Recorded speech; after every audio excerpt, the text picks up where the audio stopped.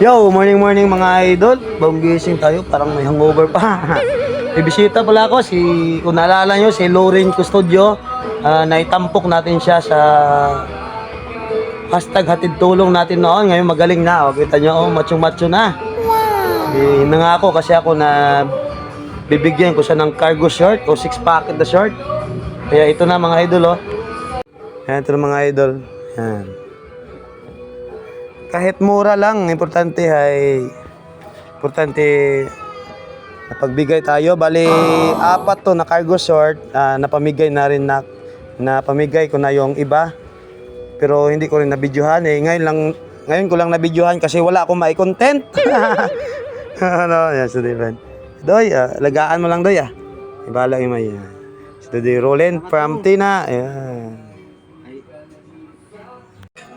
Siyempre mga idol, may pa-previous tayo. Ayan. May libreng belt. Siyempre nagbigay tayo ng cargo short.